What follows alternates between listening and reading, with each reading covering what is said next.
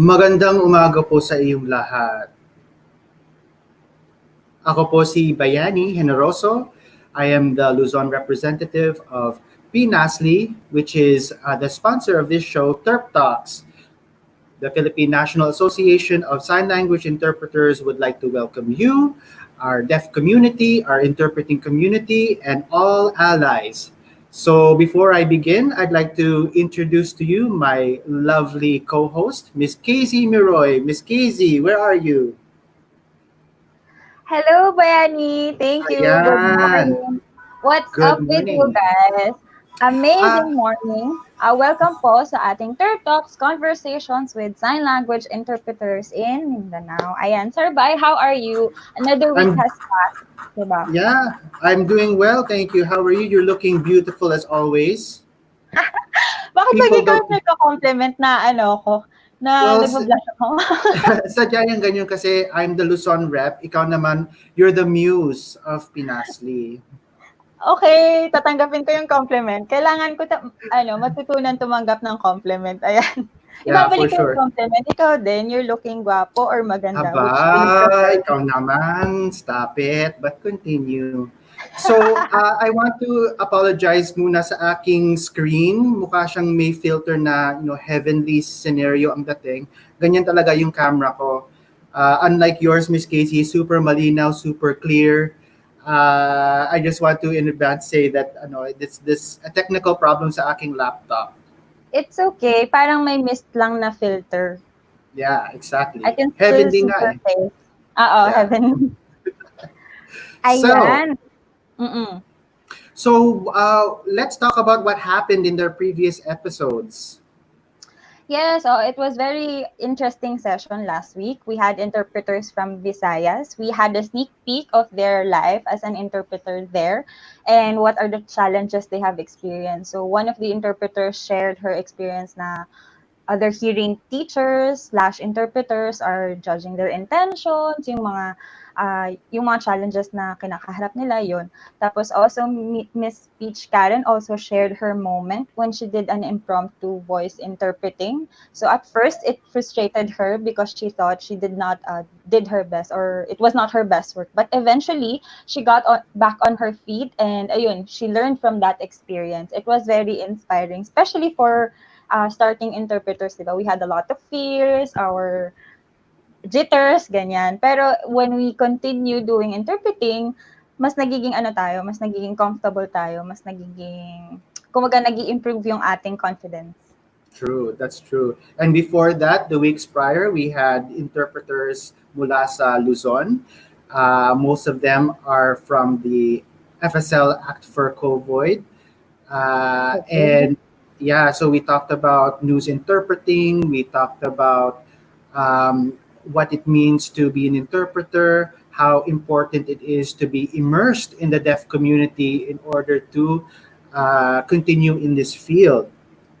So, Yes, tama, we had interpreters from Luzon, we had interpreters from Visayas, and now, yung mga natira. Char, we have some interpreters from our beloved brothers and sisters from Mindanao. Interpreters from Luzon. Ayun, yes, parang, so for today, sorry, that was my laptop. I had a I heard feedback. feedback. Feedback nga tayo mamaya. Sorry, that was my laptop. Ayun. So, thank you for introducing yung ating Turp Talks for today. So, but before we introduce our guest, our speakers or guest for today, we'd also like to give a little bit background of what this Turp Talks is all about. But before that, Yes. let's greet first our audience. So, right now, we have 13 reactors. So, I cannot see how many people are watching, but 13 people reacted, and there are some people who commented on our Facebook Live page. This is from Miss Marie Christine Faith Alegre. Sabi niya, go Sir Lester. So, Sir Lester, meron ka ng fan? Yeah, so Sir Lester and Sir Teng are our beloved sign language interpreters for this Derp Talks. I know it's not easy to do this, in public and on live. So we really want to salute you two for doing a great job. Yes, especially if the speakers are simultaneously speaking, 'di ba? It's difficult to interpret for that, but our interpreters are doing a great job. Especially if the speakers are also saying words like bongga, charot, yung mga words na hindi nila alam. So we'll Hello. see how they cope for today's episode. Yes, okay. So for our viewers in FB, so how are you? We are happy that and we are thankful that you joined us this morning. So especially for people na hindi morning person. So thank you. Ngayon ay 10 o'clock in the morning. So maaga pa. And thank you for joining us. And what Yeah, is we have your breakfast? Ayan, share with us kung ano yung mga kinain nyo this morning, ganyan. Kasi kami din, gusto rin namin mag-breakfast habang nakikipag-usap sa inyo. And thank you for watching with us kasi we have a very special guest this morning coming from different fields nga ng interpreting. At while they are doing interpreting, they're also doing another job. So later on, malalaman natin yung kanilang mga experiences. yeah. Si Sir Marco, he's saying, "Good morning, everyone. Good morning, Sir Marco. Thank you for joining us. Thank you for watching." Ju Virata is watching from Davao. Wow. So we have support from the communities of our susunod na guests. Yes, good morning po. And also tell us where are you watching from. Put it in the comment section down below. So Sir Bayani, how are you in the past few weeks? Ano yung mga pinagkakaabalahan mo nitong nakaraang linggo? Well, I'm stuck at home and I love it because I am spending a lot more time with my kids. I have a daughter and a son, and we are doing crafts. I'm learning to be a teacher to teach them how to read. I'm playing with them lots, so they have been mostly the center of my life. Ay, ikaw ba? Love Ako life. naman, Kumusta na? love life, okay. I'm not ready to talk about love life. Wow! Bakit? Na-pressure.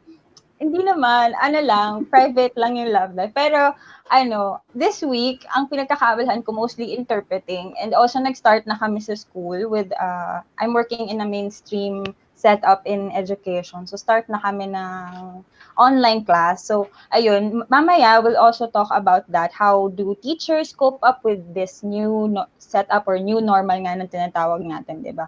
So, ayun, meron din tayong greetings Yes, that's from going to be a very interesting topic. Yes. Ayun. We have greetings from Miss Nikki Templo Perez. Sabi niya, good morning. Si Miss Nikki was one of our guests nung first or pilot episode. This is her sign name. Hi, Miss Ayan. Nikki. Hello po. And from Maize Jupe Cabahon Cuerda. Sabi niya, hello, watching from Sipulan, Negros Oriental. Ayan, salamat po sa inyong pagsali sa amin ngayong umaga. Yeah, and you know what? You can not only send comments, you can also send videos. So if, for example, you know the sign for Negros Occidental and you want to inform us so that we can, pati yung mga deaf, if they want to send a video comment, pwede rin. Yes, tama. Good idea yun, sir. No? So, para makita rin natin yung variety of signs from different places dito sa Pilipinas. So we have Francis saying, good morning, love you too. Good morning, Francis. And from Joko de Guzman, I live in Pasig City. I believe this is the sign for Pasig. Yes. Parang boat, fresh off the boat. Yes. So, please correct us if we're wrong. Yan. Ayun. So, ano pa bang mga pinagkakabalahan ko? I'm also watching Netflix sometime kapag may extra time and listening to podcast. So, lately, I've been listening to Waking Up with Jim and Sab. So, it's a very good podcast. They talk about random things lang. So, every night before I sleep, baliktad nga yun. So, yung title nila, Waking Up with Jim and Sab. Pero pinakikinggan ko sila gabi. Pampatulog. Ayan.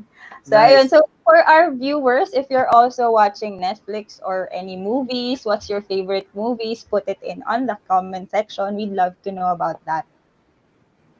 Yes.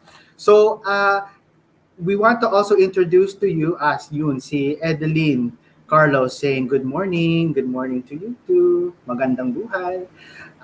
We want to introduce to you our president of the Philippine National Association of Sign Language Interpreters, Miss Nati Natividad, and she will come in and talk to us more about why we set up this show, Terp Talks. What is the Yeah. purpose of Terp Talks? So, Miss Nati, hello, welcome.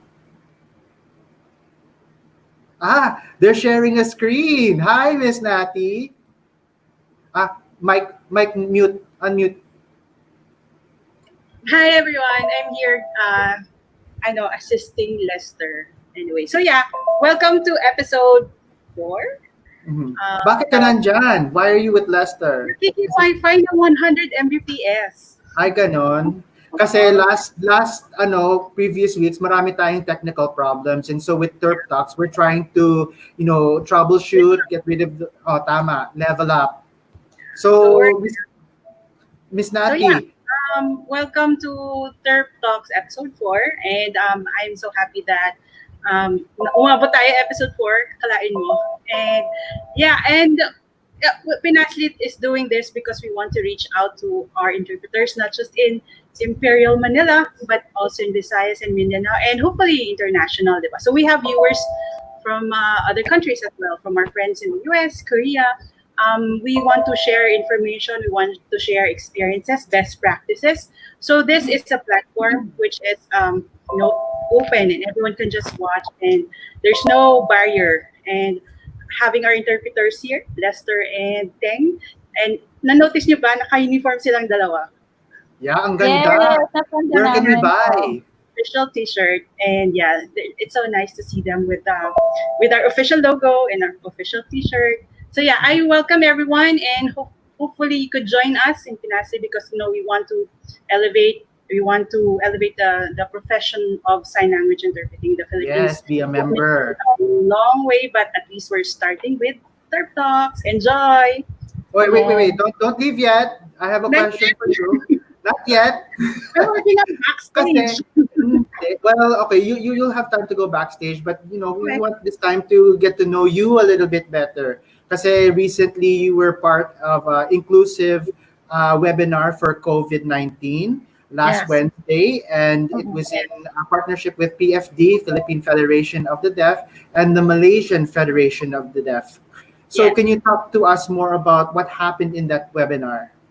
So basically, that webinar is showcasing or highlighting what the team, the Filipino Sign Language Access Team for COVID-19, has been working on since the start of the pandemic, like early March. So it's been like 120 plus days, so it seems like years. And we have to tell the world, hey, this is what we are doing, and this is what is still lacking. So we need more access for the deaf in terms of news access, healthcare access, all those services that needed, na deaf people would not be left behind, especially during this pandemic. So during that webinar, we've showcased what we are doing in terms of giving access through our interpreters, and also what Pinasli has been doing, and TerpTalks was part of that presentation. It's our small way, a small way to impact the community that we need to put some importance on our interpreters because they are a necessity for the human rights of the deaf to have access. And I thank you. And I thank you too. Pero, one thing that I was really amazed at when I was watching that webinar is the support of the community, not just locally but internationally. So Yes. there are people that want to lift up the interpreting profession and set up a system for us. So it just takes coordination. It takes participation within our members. So what can you say to our members or wanting to join Pinasli? What can they expect for being a member of our org? Yes, thank you for that wonderful question. I believe It's universe. feeling Miss Universe dito. I believe the strength of the organization is its members. So we really value mentoring. We value giving feedback to our members, to our new members, and putting them on, like Teng and Lester, they're both Pinasi members. They've been mentored by Sir June Sibilia, and look where they are now. They are interpreting for TerpTalks. So this is how we take care of our members. So you if you want to be part of us, you are part of this big support system of interpreters who would want to better themselves, to become the better version of themselves through our mentoring, through our support system, through the like this platforms like this and webinars, and hopefully soon we're gonna hook up some virtual online summit. So we're working on that, wherein you can improve more, learn more about how to improve your skills as an interpreter, know about the ethics, know about the techniques or the strategies to be a better interpreter, not just for yourself but for the deaf community. Yeah. Maganda yung online summit, and you mentioned the deaf community. Syempre, partners kami ni Philippine Federation of the Deaf. It's important to have deaf people involved in this Yes. creation of interpreting system. Tama ka. Thank you, Miss Nati, Thank you, Miss for Natalie. organizing TerpTalks. At ang ganda. Enjoy. Bye. Sir, ang ganda ng sinabi ni Miss Nati, no, they had an initiative to map out the interpreters, syempre for the whole country, pero starting slowly and progressing slowly but surely.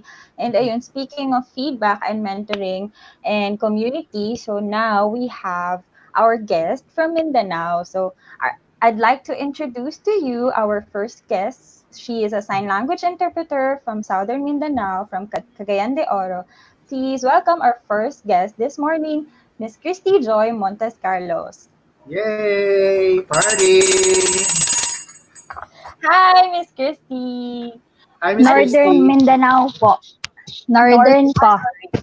Northern Mindanao. Okay, from Northern Mindanao. Ayan. So, Miss Ano Christy. po mas prefer ninyo? Miss Christy or Miss Joy?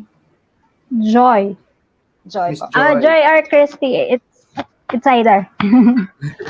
Bahala ka na. Kamusta po kayo? Karen? Kamusta kayo Can we call you ngayong Karen? umaga? Okay lang.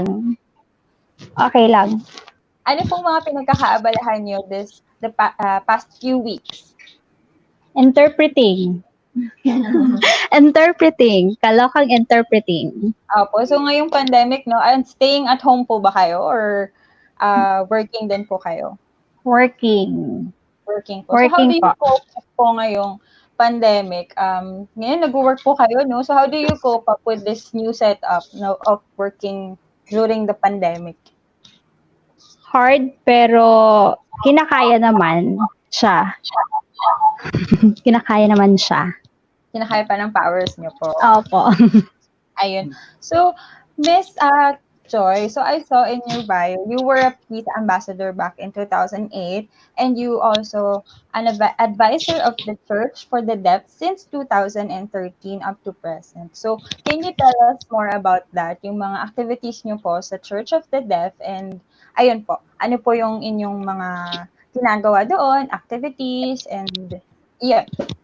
Actually, yung advisor, napasa yung corona, yung ninang ko pumunta ng abroad. So, siya, on the spot, parang hindi ako na-aware na, uy, ako na pala yung papalit. Because yung fear na baka hindi kami magkaintindihan sa deaf, kasi iba yung language nila, iba yung language ko. So, medyo may takot, but tinanggap ko yung challenge, and by God's grace, until now, andito pa ako. So, for the Church for the Deaf, sa church namin, every September, yun yung nila, may Deaf Sunday sila. So, whole day, sila talaga yung nagli-lead ng praise and worship, and yung for the message sila din, may may presentation sila, like nag-skit, video, human video, or sumasayaw sila. Depende kung ano yung napag-practicean namin before that Deaf Sunday. So, yun yung ginagawa namin sa church. And yung sa Deaf Church namin, they have their own talaga pastor na deaf for them na para ng message. Kasi mas naiintindihan nila pag same talaga yung nag-share sa kanila. Mas deep yung message na dating sa deaf. Kaya ganun. So kayo po, Miss Joy, kasali ba kayo sa sayaw? Nagtuturo. Pasample. Nagtuturo. Sample. Hindi na kaya ngayon. Bakit? Matigas na yung buto. Kasi si Miss nakaupo siya. So baka yung But camera- seriously, it also says in your bio that you've been interpreting for 9 years. And part of, our journey as an interpreter, especially in the beginning, is finding ways to improve our skills, finding ways to create various professional development opportunities for ourselves. So can you tell us about when you first became an interpreter, what were the struggles that you faced? Yung kamay ko kasi malambot. They Maganda always yan. say, malambot na pero overlambot siya. Kaya yung Over. kaya yung mga deaf, kina-correct nila ako, and good thing naman gina-guide nila ako along the way sa pag-interpret ko. Yung first na sabak ko in DPR ata yun, hindi ko pa kabisado lahat ng signs. So, buti na lang si Ate Hazel nasa harap. In-spell out ko, ano yung signing? Anong sign nun? Ano siya. So, yun, hard siya nung pa lang ako. Kasi, parang yung feeling ko sa loob lang dapat ako ng church Ba't ako nasa labas ngayon? So, parang lumabas ako sa comfort zone ko. Yeah, so that's actually the pressing question of new interpreters is how do you learn all these new signs? Ang dami namang signs. Paano? How do we improve our library of vocabulary? Yes, and move from one setup to another, diba? From church to another setup, yun po. Ako, for me, kasi yung siguro 24/7 yung kasama ko mga deaf. Also, my husband is a deaf. So, yung pag-adjust ko, I enter in their world. So, pumasok talaga ako sa mundo ng mga bingi. So, para maka-adjust ako. Kasi pag di ko siya pag di ako papasok doon, it's hard for me na mag-adjust sa different setup. Kaya ng wedding, sa court hearings, may mga binyag, may mga yung sa patay. So, para talagang para makapasok ako doon sa kung ano yung dapat na setup ng pag-interpret. Yes, at saka dun po tayo natututo, di ba? When we are immersing with the community, yung mga conversational signs, kagaya what Sir Bai mentioned earlier, yung mga terms like charot, yung gano'n. Was never taught sa school, di ba? Pero natutunan natin siya within the community, yung natural way of signing, yung gano'n po. Yeah. So in terms of other interpreters in Northern Mindanao, marami ba kayo, or how many would you say you are in your community? In Cagayan de Oro, we're 3. 3? Anong ilan ng deaf? 3, Marami. tapos ang daming deaf. Grabe, no? So, we will divide our time. So, ganito, pag yung morning, may schedule, kagaya ko, pag morning, schedule ako. Tapos, pag natapos siya 11, may schedule na naman ako by afternoon. So, ganun siya. So, hati-hati lang ng oras. Opo, grabe yung ratio ng yung ratio ng interpreter to the deaf people. So, yun yung important na we encourage more people to become an ally and to support also advancement din for the deaf community. Kasi, tinan mo, I never expect, parang I thought you would say na 10 people or at least sa church nyo, meron kayo at least 5 interpreters. Pero 3, grabe, di ba? The hard Kasi work. siguro kung every church, yung interpreter nila lalabas lang talaga sa community, siguro madami, pero 3 lang talaga kaming nasa community. Good to mention po, no, Sir Bai? Yeah. It just for me, what comes to mind is the resilience of deaf people. Kasi for the longest time, they have had no access. And now, I think there's a movement in our interpreting community now that we are more visible. We're on TV. We see interpreter insets. So those access services are starting to come to fruition. They're starting to happen for the deaf community, and it's great to also be part of that movement, diba? Yes. Opo. Apo. Mm-mm. Yeah. So also, as a newer interpreter, uh, bukod sa deaf community, what other things do you do to improve your skills? Sometimes haharap ako sa salamin tas nakikinig ng music to do the sign. Mhm. Yun. Ganon din ako. Actually, Parang when I was tanga lang. tama. Actually, when I'm on the bus, I have my hand on my pocket and I start practicing finger spelling. Just any opportunity. Pag nakita mo yung may narinig ka, you just start to think about how you would interpret that. Tama ka. Ang Ayun. galing. Opo. Ayun, about naman po sa hingkayat niyo po ng other people po to join the community or to become an interpreter, specifically po sa location po ninyo, do you have any plans with the deaf community to, let's say, spread awareness pa po, especially in your community, regarding sa interpreting and sa mga deaf people po? Ngayon kasi nag-interpret ako sa school. I'm handling a college student. So, yung mga classmate, then tapos may first year na kami, second year, third year. So, yung fourth year is yung student ko. So, ina-encourage ko yung mga hearing na classmate na to do, to learn sign language sa mga kaklase nila. Kasi nga, not all the time, the interpreters is nandyan. So, may mga time na wala kami. So, paano sila makakapag-communicate sa classmate nila? Kasi mainstream sila. So, ayun, in-encourage naman. Then, ayun, thank God. Kasi may yung ibang classmates, may eagerness talaga to learn na sign language. So, para naman madagdagan kami. Yes, tama yun.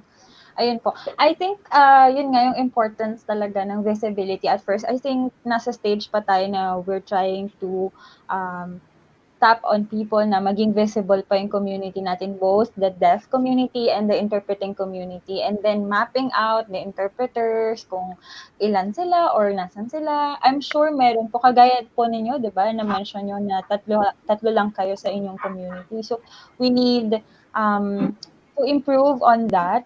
And eto nga, yung mga programs natin kagaya ng TerpTalks, that's why we're here for, di ba, Sir Bai? Yes, for sure. So, we're looking at your background, and you have experience as a call center agent. Yes. Para sa for interpreting call center? No, sir. For calls, ongoing calls talaga siya. For magazine. Magazine ko siya. Okay. Pero kapag ang deaf gustong tumawag sa telephone, na-experience nyo na ba yon, yung deaf na gustong tumawag sa phone? Hindi pa. Hindi pa. Okay. So, yan yung pinaka-favorite, air quotes, ng mga interpreters to interpret on the phone kasi most of the time, the hearing person on the other line doesn't understand about lag time. And so, when all of a sudden there's quiet, so, hello? You know what I mean? So, yeah. But anyway, pero so yung mga deaf, you mentioned na pretty much all their life you're there from birth to wedding to funeral, right? So full bahagi, cycle. the cycle of life, parang bahagi tayo ng life cycle ng mga deaf, di ba? Yes. So but there has to be some sort of doon, parang challenges din. Kasi syempre it's masarap pakinggan na we're part of their lives and we're living this complete life with them. Pero syempre nasa struggle din tayo because we're in both worlds, right? So can you talk about that a little bit? So for me kasi parang yung life ko is I put it nasa deaf world na talaga kasi nga sa bahay din pagdating ko sa bahay deaf yung kausap ko kasi yung husband ko deaf. So, yung parang lang. Pero pag nasa work naman ako, so I see to it na yung ko din, yung as a hearing pa din ako. So, nababalance ko naman siya. Okay. Pero mas wider talaga yung life ko is nasa deaf world. Mas malaking part ng life ko nasa kanila. Curious ako kasi medyo chismoso. How did you meet your husband? In church, In church! Wow! Nangligaw ba siya Ministry, yun? same Nagligaw? ministry. actions speak louder than words. Yun. Wow! Grabe!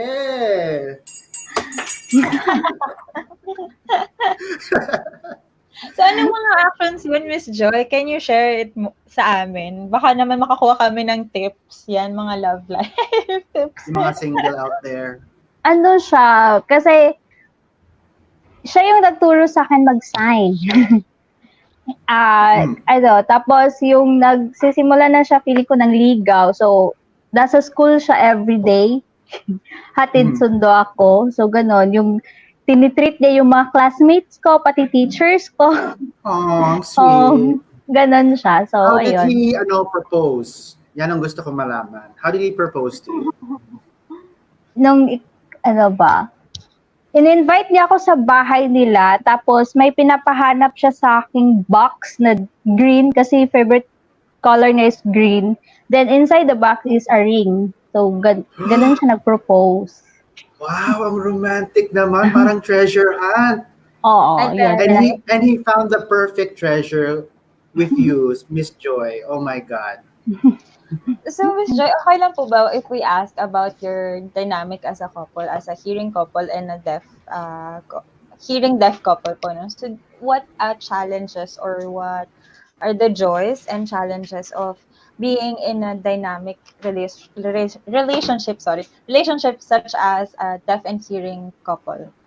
Pag nag-away, walang nakakaalam na iba si tahimik. Pero, the challenges is, we tried kasi, iba yung world ko, iba yung world niya. So, yung mga anak namin, buti na lang, hindi sila nagtatanong why yung daddy nila di nagsasalita. But, kung ano nila, kinocope na lang nila yung language ng daddy nila. Ganito pala talaga yung language ng daddy ko, kaba yung nagsasalita. So, ano lang So, siya. mga anak mo hearing? Hearing Yes po, sila tatlo, hearing lahat. So, ano na lang, maganda kasi, give and take kasi sa isang relationship, we should, balance everything. So, pag yung isa hot, so dapat cold ka, di parehong hot. So, yun lang, balance everything. Then, napag-uusapan naman lahat. And just like everybody else, diba, dapat balance. Kapag yung isa galit, yung isa dapat medyo lalo. Oo, ganun. And you mentioned na you have 3, so may potential na 3 future interpreters in our community, di ba? Yung pangatlo ko, yung 1-year-old ko, kasi as early as 1, marunong na siya mag-sign. Yeah. Wow. Actually, yung aking son, nung 10 months pa lang, ang mga 10 to 15 signs lang na milk, tatae. Yeah. Like babies are really eager to learn language, and the first thing that happens is the motor skills. So sign language really does benefit hearing and deaf people when you teach them at an early age. Tama? Yes. So, ma'am, we want you to stay. We're going to have a panel at the end of this TerpTalks. So hang on. Wait po. May phone-in question po tayo. May phone-in question? Sige. Yes po. Go. Sabi ni Maria Nina Blas, nakalimutan ko yung sign name niya. Pero, ayun po, from Maria Nina Blas, ang question niya po, in Mindanao, do you have the same sign language or set of same sign language in Mindanao? Kagaya po ng, sabi niya, same concept or in spoken language in us, diba, Filipino. Meron tayong different language all over the Philippines. Ganon din po ba sa sign language in Mindanao? Opo. Ganon din. Kasi nung pumunta kami ng Cebu, ganon yung beach nila. Can we see po? Ganon. Ito. Beach. Tapos yung sa amin dito sa Cagayan de Oro, ganito. Oh. So, may different siya. Iba-iba po yung FSL language talaga ng mga deaf. Yeah. So the structure of FSL is the same around the country. There's just various variances in the colloquial language, like Yes. the way we say, like for me in San Pablo, we say labahin or libagen. You know what libagen is? No, libagin. No. Libagen is dirty clothes, Ah, right? okay. So Tagalog siya, but at the same time there's regional dialects within. But Mm-mm. if you put a deaf person from Mindanao and let them talk to a deaf person from Manila, they'll have a fluid conversation with each other kasi the structure is the same, right? They might have different terminology for some words, different production for some words, but the communication is still there, di ba po? Mm-mm. Opo. Correct. Tama po. Okay. So, stay with us. We're going to go to our next guest. Siya po ay si Miss Cheryl Gasita. She is also from Cagayan de Oro. She is a Walking Dead fan kasi I Facebook stalked her. And, ayan na po. Hello, good morning. Hello po. Good morning po. Morning. Morning po. How are you? How are you? Fine, I'm okay po. Happy to be here. Oh, good. We're Happy happy to that be you are part here of as this well. Terp Talk. Yay! So, anong breakfast mo? Actually, I had a bread and coffee lang early this morning, and then when we arrived here dito sa bahay na ni Hazel, she prepared breakfast for us again. Wow, So we have, sweet. yeah. So, So may enjoy po energy kami ka for na, you ready? breakfast. Oh, you're ready to face the day. Yes. That's You're good. in the So, same house mo, di ba? With with Miss Joy? Yeah, Same house? kasi nga, when Ma'am Nati asked me yung level po ng speed ng internet namin, so actually, I use only data in my house, so sabi ko, naisip ko, punta na lang kaya ako kay Ate Hazel, and then I text her, and then she said, okay, so andito kami ngayon, so I talked to Joy, sabi ko kay Joy na, Joy, saan ka during the Terp Talk? Ako kina Ate Hazel ako. So, sabay na tayo. So, we're together dito sa bahay ni Ate Hazel po. Kasi Wi-Fi din nung malakas na yung BPS. oo nga, ako napansin yon kasi during orientation, parang the same Christmas lights dun sa likod. Yes. Oo nga. July pa naman. Early Christmas. Early Tsaka Christmas. uso Christmas na is ngayon, every day. Yeah. uso na Sa bahay ngayon ni Ate yung mga Hazel. design Mm-mm. na Christmas lights. Yes. So, Miss Cheryl, what's your sign name, Miss Cheryl? Ganito po, MC. I'm always asking for the deaf community kung to-change ba nila yung signing po, pero hindi pa rin eh. So, still MC pa rin po. From the start, ito na talaga yung signing po, MC. Kasi Maria Clara. Maria Cheryl. I Maria see. Cheryl po. Okay. So, it says here in your bio that you work for the City Social Welfare and Development Office, Yes. right? Opo. So, Ganun na so po. what's that like? Tell us about your work. Yeah. So actually, before I went to the LGU. I went to the government institution. Talagang purely sign language interpreter po talaga ako sa deaf community. So I've been with the Deaf Association of Misamis Oriental for many years. During pag-establish ng organization na yon, nandun ako. So siguro nga po sa advocacy ng deaf, yung pinaka-advocacy nila yung accessibility. We are very active in the LGU, in some agency, in PSWD. So parang narinig naman ng LGU yung advocacy nila. So they hired me. So they hired me in the CSWD office. So yun na nga, na pumasok na ako sa government as their employee. So that's one of my tasks po, to be in the government and then to assist in the deaf community po. Kasi yung concern po talaga yung advocacy ng deaf during Ate Hazel's time, yung burden nila, yung pag kailangan nila ng interpreter and they have to pay.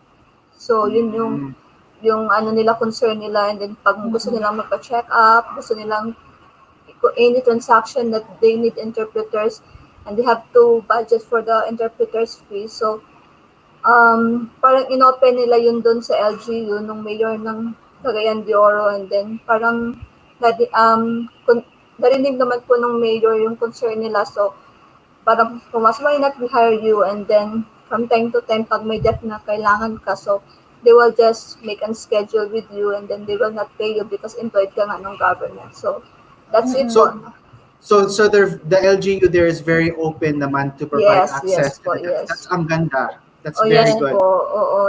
Very active po talaga kasi si Ate Hazel during nung may organization sa organization nila. So, from time to time, Yeah. voice out po talaga niya yung concern ng deaf sa Cagayan de Oro. That's why open naman yung LGU namin. And then, ganun na po nangyari. So, I became a government employee din po. And I have to say kudos to Miss Hazel because Yeah.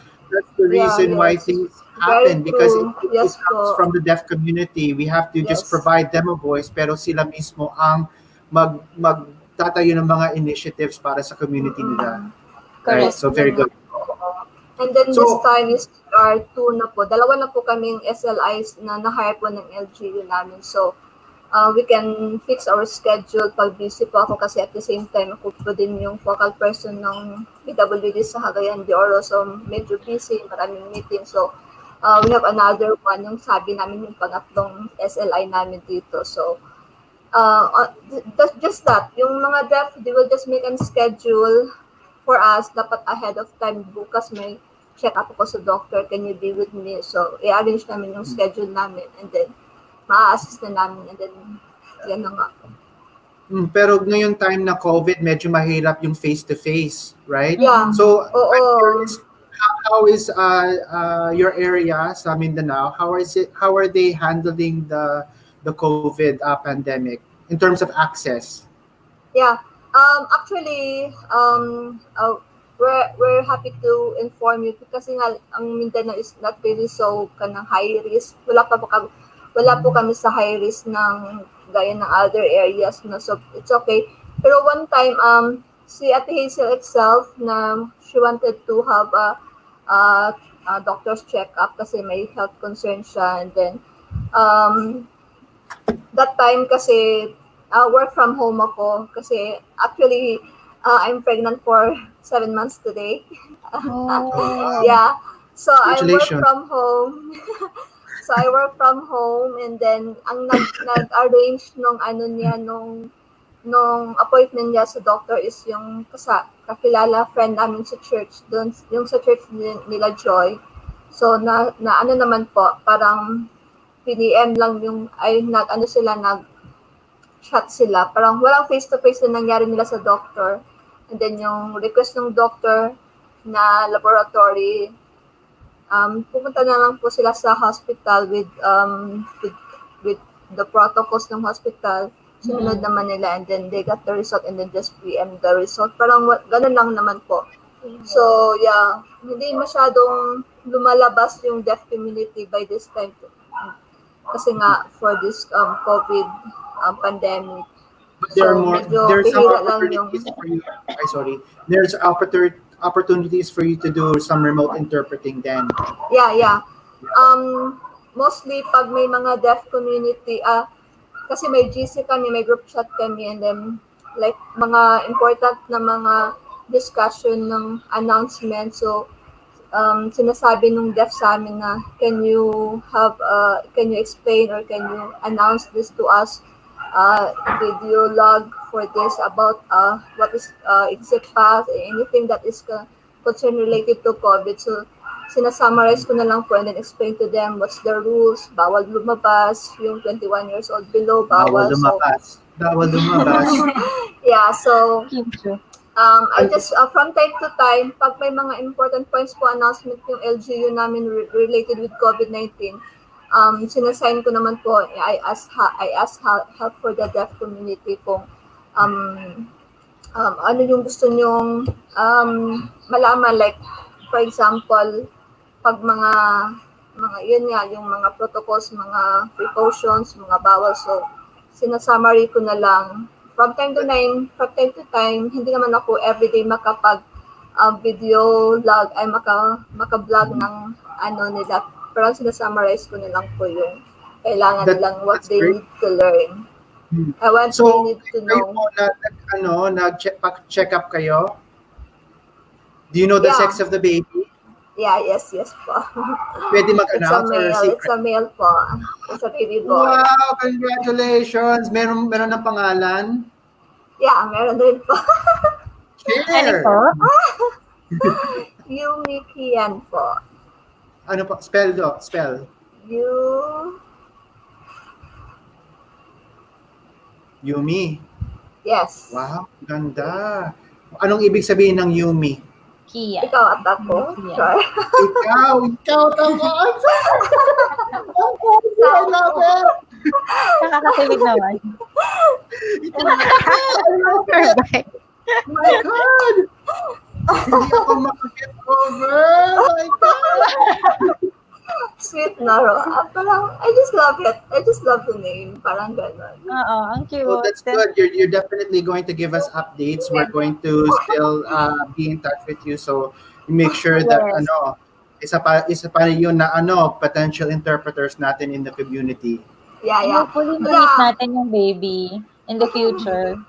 Yes, yes, yes. After the So- COVID. Go ahead, Miss Casey. Go ahead. Sabi ko, hopefully ma-meet natin yung baby after the COVID, after all of this quarantine. Yes, Mag-meet yes, tayo in sure. person, di ba? Makita natin yung baby. Ayun. Mm. Apo. So, Miss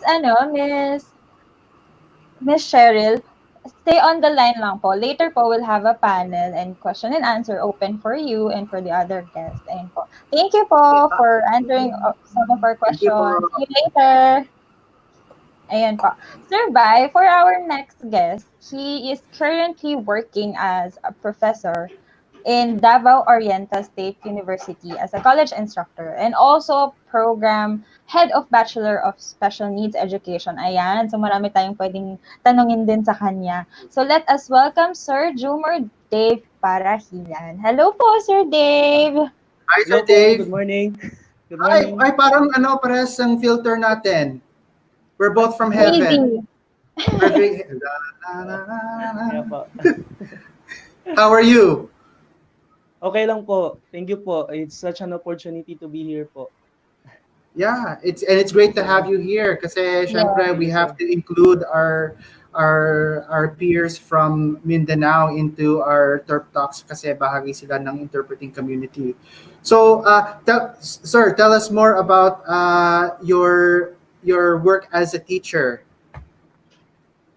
Okay, sir. So I started po as a SPED teacher. I am a graduate of Bachelor of Elementary Education, major in Special Education, and also enrolled my master's in SPED, major in Hearing Impairment.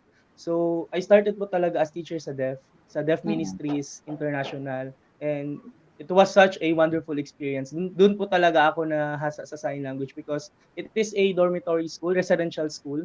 So nakatira po yung teachers kasama yung students. So you really need to learn sign because from the security guard to our cook, our canteen, tendera po ng canteen, so you cannot eat if you don't know how to sign because our cook will not give you food if you will not talk to her using sign language. So it's such a wonderful Taray. experience din. Then after po nung pagiging SPED teacher ko po, doon na po nag-open yung opportunities for interpreting like sa news and sa mga programs, especially mga volunteer works po. Then nag-open din ng door to teach in university. So ngayon po I'm currently teaching po as college instructor sa Bachelor of Special Needs Education program. So before sabi mo sa akin na yung program is something for the hearing impaired. Tama ba? Yung I think for special hearing. Name of the program? Yung undergraduate program po is actually para siyang generalist. We can handle, if we graduate that program, after finishing the program, you can teach children with special needs across different areas. There are only limited subjects. I think there are only 2 subjects who are actually talking about deafness. And it is actually sensory disability. So, mahati pa yung subjects in handling children with hearing impairment or deafness, yung pag-teach sa deaf at saka pag-teach sa blind. So hindi talaga ganun ka hindi talaga siya ganun ka intensive yung learning ng sign language. Pero Kasi pagdating yung po sa is yung pangalan, dapat baguhin yung pangalan, dapat program Yes. for the deaf as opposed to hearing impaired, di ba? Actually, sir, I am aware of that because the name of the ano po kasi sa Masters of Education and Special Education, tapos stream in hearing impairment. And I'm actually aware na it is better if you use program for the deaf or no, pero I have nothing to do with it. It is already offered na. Mm, Oo Offered na nga. siya yes. sa school. Opo. And as an interpreter, ang dami nating gustong i-advocate para sa mga Yes. tao na wala silang awareness, right? And maybe we can touch up on certain examples I heard that you did regarding your thesis. Pero we'll go the education route kasi maganda tong topic na academe. Yes. Mm-mm. Yes, Interpreting sir. training. How do you think we can establish this interpreting training so at your area? Mm-mm. Okay, sir. In the old curriculum po, yung ginaduatean ko kasi may new curriculum na po tayo ngayon because of the K-12. Bago na po lahat ng program. Sa old curriculum po, limited lang talaga yung subjects when it comes to learning sign language. Merong isang subject na nahati pa siya to sign language and braille reading and writing. So Mm. madaming laman yung subject. So even the instructor find it hard to really discuss sign language. Mm, Tsaka less lang din yung opportunity na yung deaf ang magturo ng sign, which I really believe na dapat yung deaf ang nagtuturo ng sign language. Pero because of the restrictions of the curriculum, hindi naman kasi sign language lang yung tinuturo. So nahuhulog Mm-mm. na hearing na may alam sa sign language talaga yung nagtuturo. So sa old curriculum po yun. Pero ngayon sa new curriculum, we have Bachelor of Special Needs Education. By the blessings of our Lord po, meron na po tayong may major sa deaf and hard of hearing. Pero eh, sad to say, here in our locality po, wala pa po akong alam sa Region 11, wala pa po akong alam na university or college na nag-offer ng Bachelor of Special Needs Education na nag-specialize sa deaf and hard of hearing. So far po, yung pinakakaya namin i-offer is yung generalist. So Mm. yeah, because of difficulty po, but we are actually planning. Kaya lang we really need to hire deaf teachers. Like tama. now Francis is near in our school. He lives in Baganga and I'm working at Mati. So we are talking about it na maybe in the future if capable na yung school. Kasi aside po kasi sa faculty, marami pa pong resources na kailangan. But we will be there soon. Opo. Mhm. Ano po, we will try. We will try our best. For as of now, sa curriculum namin, we only have, I created a subject po na Introduction to Manual Communication. It is only offered in our school. Hindi po talaga siya FSL or subject. It's like more on the theoretical aspects, introduction of the manual communication, ano yung artificial science systems, and the Mm-mm. different theories. But the actual FSL, the language, I cannot teach FSL po. I really believe the deaf should teach FSL. Mm.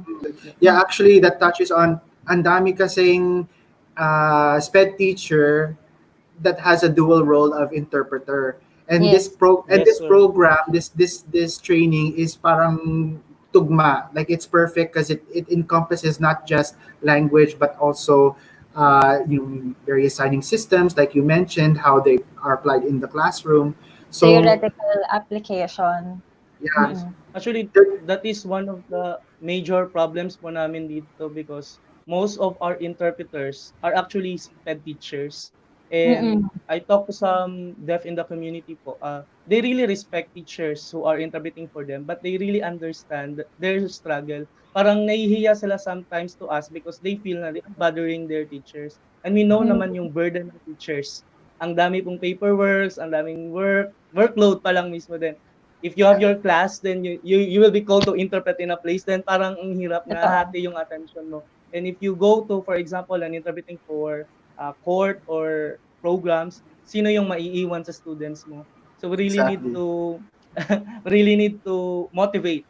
I myself po, I cannot really commit 100% as an interpreter because of the work. So most of the time, yung Mm-mm. interpreting services ko is sa mga programs na ina-advocate namin. So hindi talaga yung patatawag ka for different contexts. Hindi na po the same dati. So we really Mm-mm. need full-time interpreters. Yeah, and sometimes it's even a conflict of interest kasi kapag estudyante mo pinatawag sa Yes. court and then hindi ka na impartial kasi you deal with the student and ang hirap i-balance yung role ng Yes. interpreter in that Exactly, sir. situation. Yeah. Sir Hirap talaga. Junior, Can you give Yes us a po, ma'am. number po? How many interpreters or SPED teachers slash interpreters are working within your community? In Davao, Uh, right? Davao. in Davao po. Yes, in Davao. Yes po, we sign Davao sometimes this. Pero Right. good thing po is meron na po kaming sign language interpreters of Davao region. So shout out po Mm. Mm, sa President Ma'am Julie yung nag-comment kanina. So Hi, Ma'am Julie. in our organization, meron na po kaming some members na sa 15 yata I think. But we have many interpreters talaga kaya lang teachers they are still teaching pero mm, pagdating sa full-time interpreters po I think less than 10 lang po talaga yung kayang mag full-time. Saka mm. ang laki po kasi ng Davao City and actually I'm Apo. working at Mati, it's 3 hours away from Davao. So sa Mati Mm, naman sa Davao Oriental we have three teachers who are good in sign language but the full-time interpreter wala pa po akong na-meet so far na full-time okay. interpreter.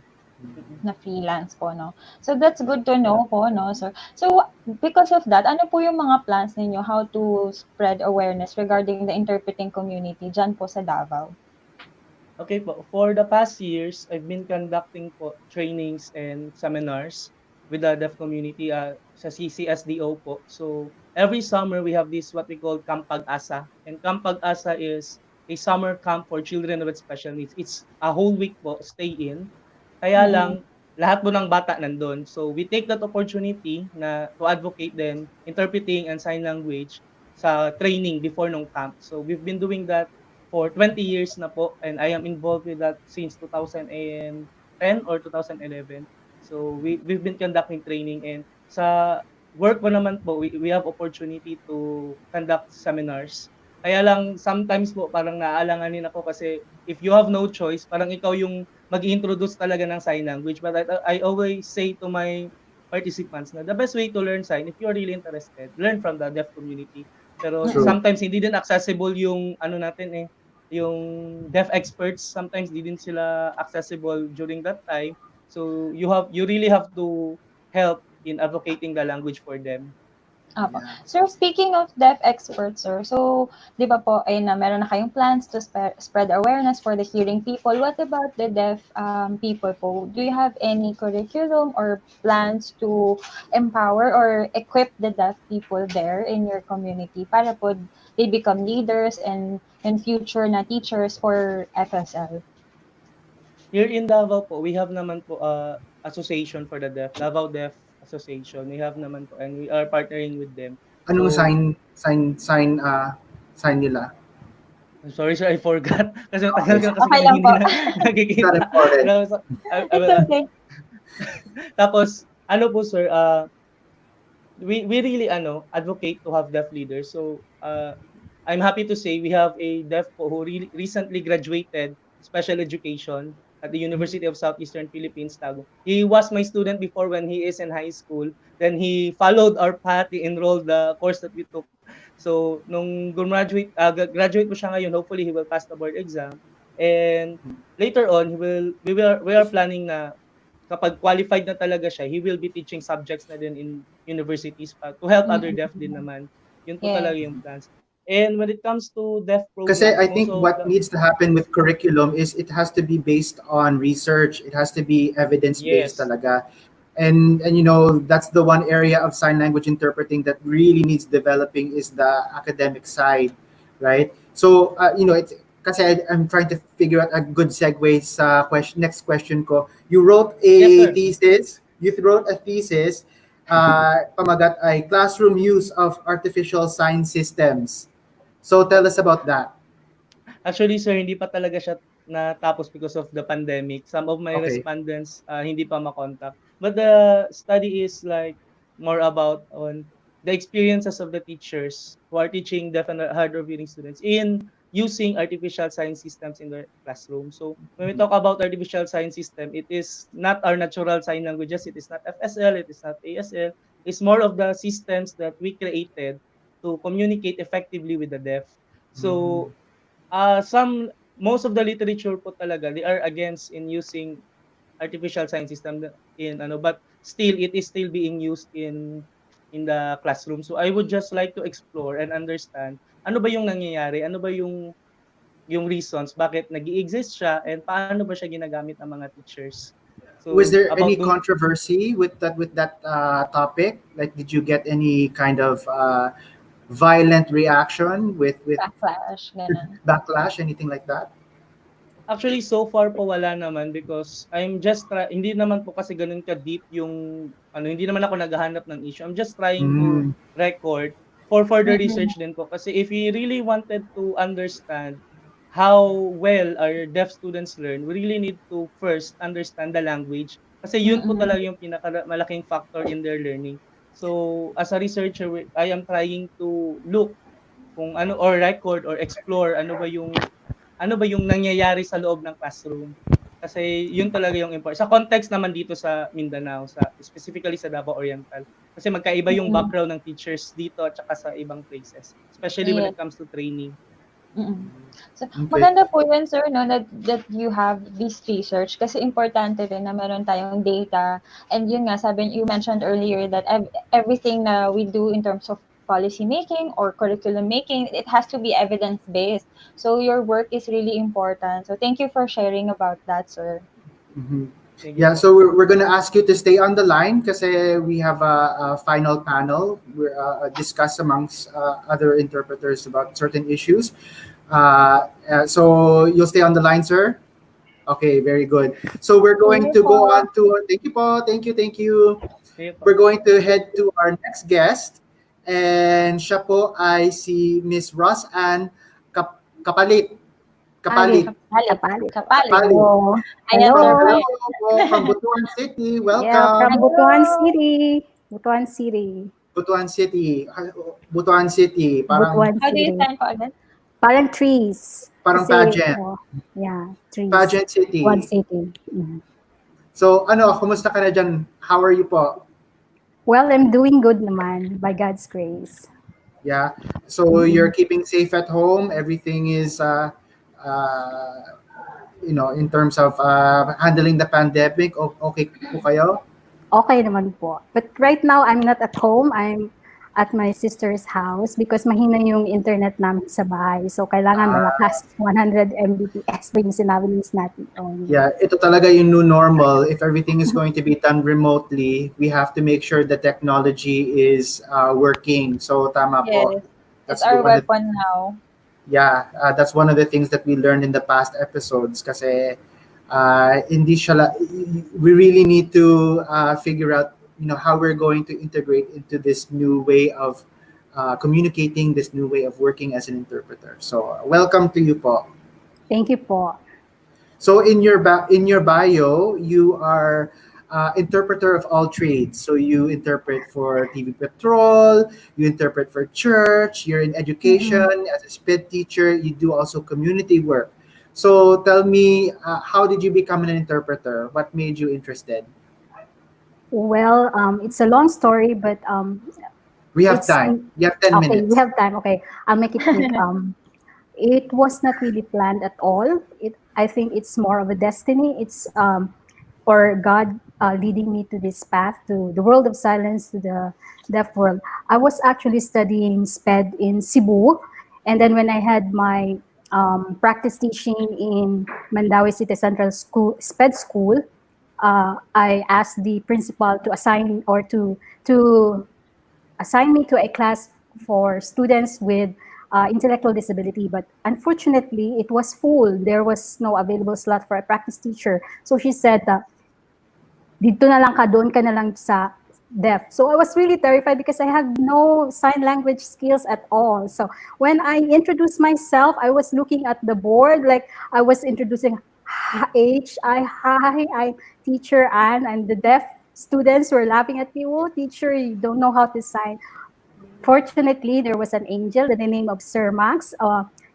He is a deaf teacher of that school, and then he invited me to join his Saturday classes, sign language classes for free. So I joined his classes for 3 semesters. I was able to finish ASL at the time. There was no FSL at the time, so I learned ASL for 3 semesters, and then we initiated the church interpreting or mass interpreting in the nearby church in Mandawim, St. Joseph, I think that's the name. So And then teacher from mo the is time, teacher Max?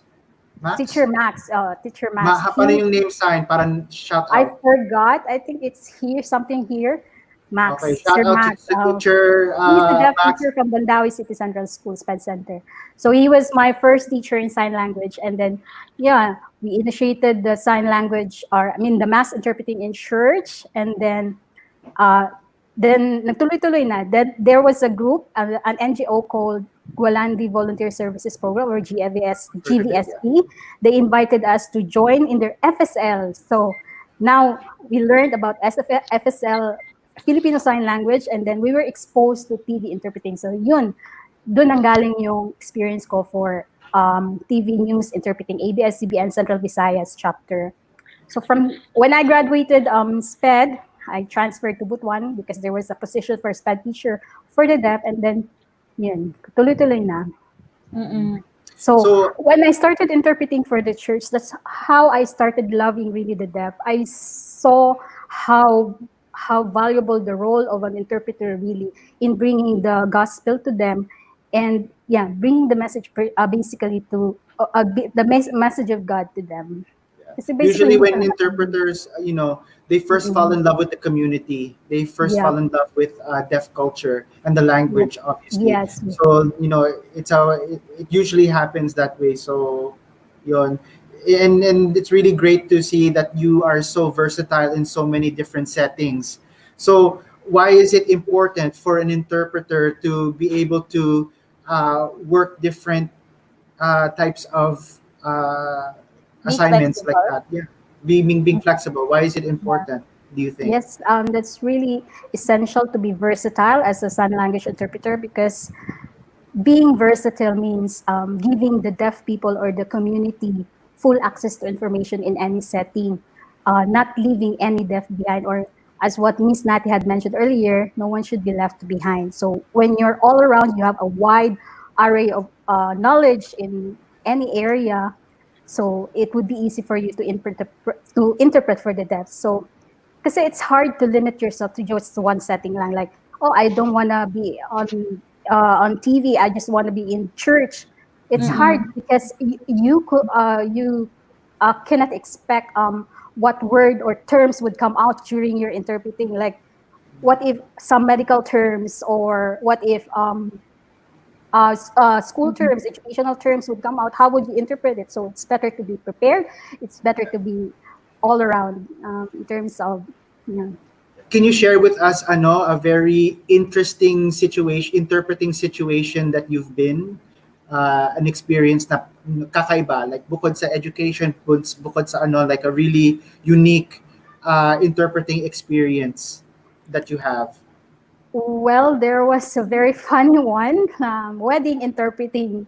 My first wedding interpreting, like I was the interpreter, sign language interpreter, and I also was the reverse interpreter. So it was like I was the one being wed, like when the priest would say, example, Mr. Jong, do you accept your wife? I would sign that in sign language, and then when he answers yes, I would say yes. So it's like I was the one answering the priest, and then I would transfer to the other side, to the female. Um, Girl, do you accept the boy to be your husband? And then I will also say yes. Oh my God, I'm surprised by this experience. Like I'm like the one being wed at the time. So Ano kaya kung sinabi mo no? so nakakatuwa din. Yeah. So, KZ? And you're like being wed to yourself, diba? Kasi you're doing the question like, do you accept this person to be your wife forever? And then you will answer, yes, I Yes, do. So it yes, seems I like you're do. answering to yourself or being wed to yourself. It's so weird. Yeah.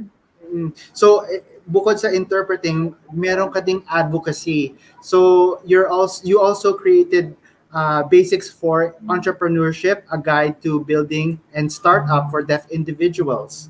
Can you tell us more about that?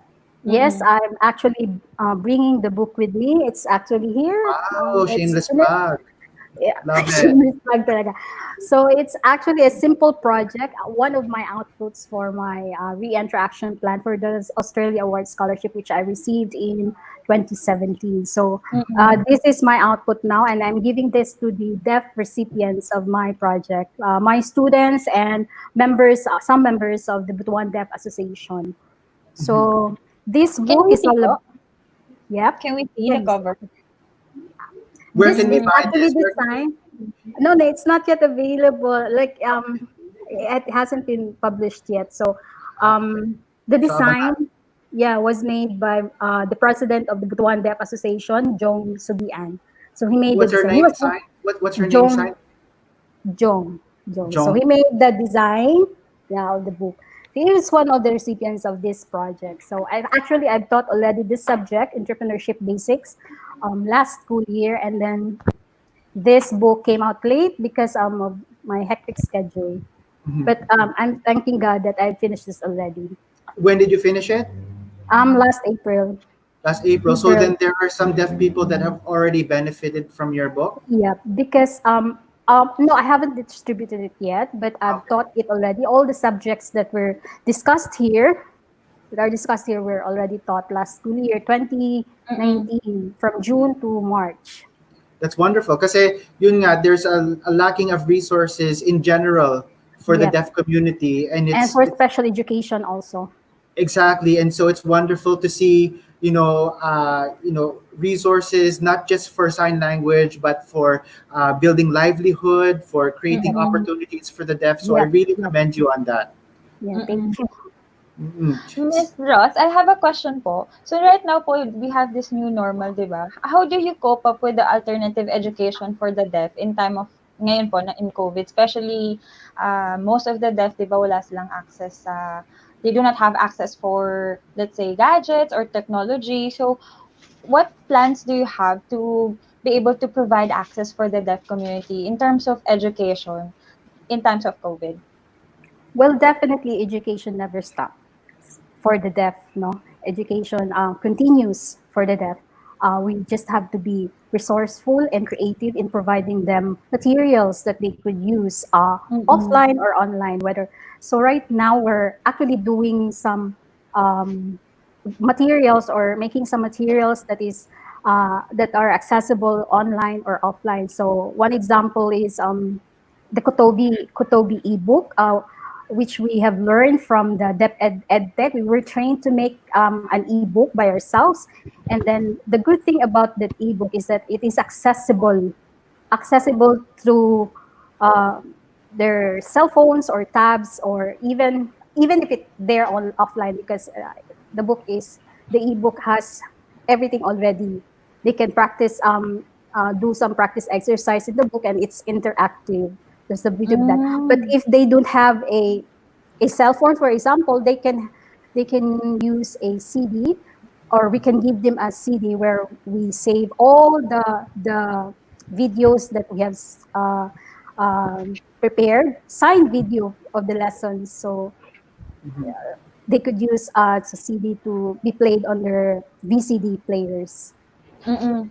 So That's we very just good have to be info very po, no? creative.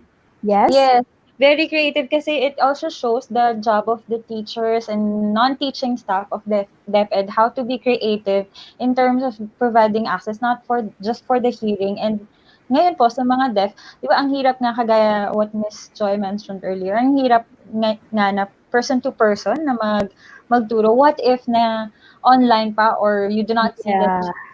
So do you Yeah. also communicate with their parents or ask help from their parents? Yes, of course.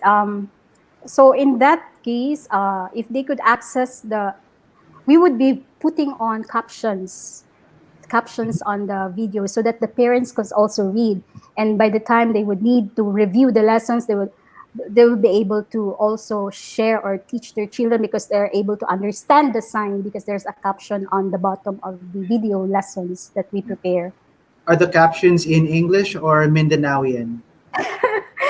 Well, simple English. Kasi ang Simple. hirap din Bisaya natin yung caption. Mm.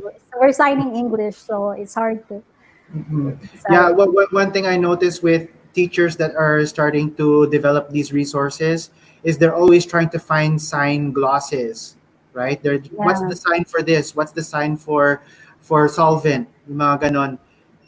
When really it should be finding a way to interact, with the deaf, Yeah. and finding the evolution of language through them, right? So it's Mm-mm. not Mm-mm. about us finding what the word is, what's the right sign, but Mm-mm. finding, because learning is both ways, right? It's not just the deaf that's learning; it's also the teacher that's learning. Yes. Hmm. Mm-mm. Yeah, very good. KG, I have a hope question? that Kasi I have a pressing question I want to ask her. Pero ikaw I muna. just want to I just want to commend the efforts of the teachers, 'di ba? Sobrang underappreciated, and I hope that they're more compensated na ayun nga kasi sobrang parang ang dami na nilang roles, hindi lang sila basta nagtuturo, they're also somehow guidance counselor if the deaf, especially for the situation of Ma'am Rose, 'di ba? If her students or of if they are depressed or they're feeling down, 'di ba? Sila Ma'am Rose din. Nagiging problem consultant po kami. Yes, and so can Mas you share nakaka- about that? Oh Mhm. God.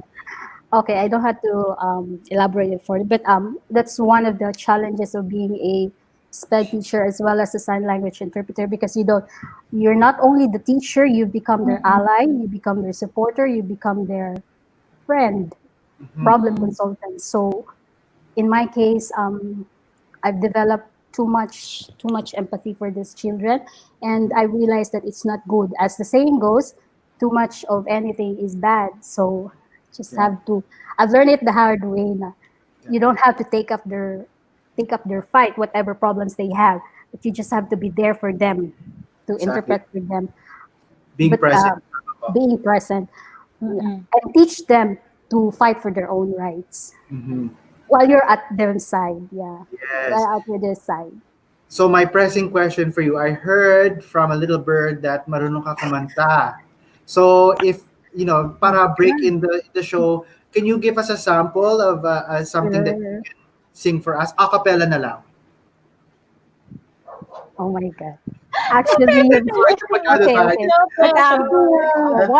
one song that really um um I couldn't forget this song. Wow, this was our theme song in Mandaue. Our group is called Sign Language Association of Mandaue.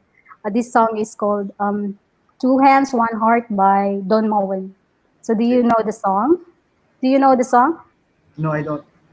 I You don't. don't? No po. Hmm. Two hands, one heart. So it represents our hands being the sign language interpreter and one heart for the deaf. Sige, Mm. again. Oh my Ready na ako. God. I Okay. really have to do this, sir. Okay.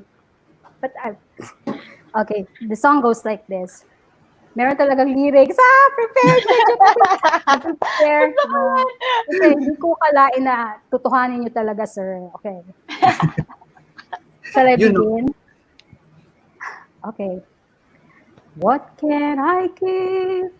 What can I bring that would be pleasing to my King? I'll give my heart, not just a part. I'm lifting up my everything. Well, it's all I have to offer. Medyo kuan yung voice kasi. And it's all I have to give. You can sing together with me. Two hands, one heart, one life to offer you. Two hands, one heart. That is what I give to you.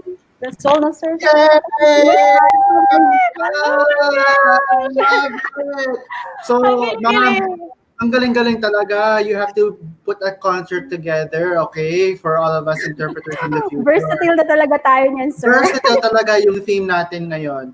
So, ma'am, please stay on the line. We're going to have a panel after our last interview, which is susunod. So, please hang with us, okay? Okay. Okay. Miss KZ? Hello po. Ayan. Thank you po, Miss Ross. Thank you po for sharing your experiences for our next guest, ayan ho. So, kilala nyo na yung ating next guest kasi nakita na natin siya in the past few episodes. So, siya yung aking previous partner. Well, I'm not sure if we will phone him in because mahina po yung internet niya. But I would like to introduce to you our next guest, Mr. Elijah Aguirre. Ayan. Let's check if he's here on StreamYard. Hello, Sir Elijah. Ay, we got direction from Miss Nati. Wala si Elijah. Alright po. Hi, ayan, Elijah. Hello! Hello po, Ayan. good morning. Congratulations! Pasensya na, medyo sabotahe ang PF. So, sir, how are you? How are you? Okay lang po. Ayan, lumalaban pa rin. Nasaan ka? Where are you? Nasa office po ako. Thinking na may wifi. Pero yun pala yan, pinaasa lang din ako ng wifi. Gaya nila, pinaasa din.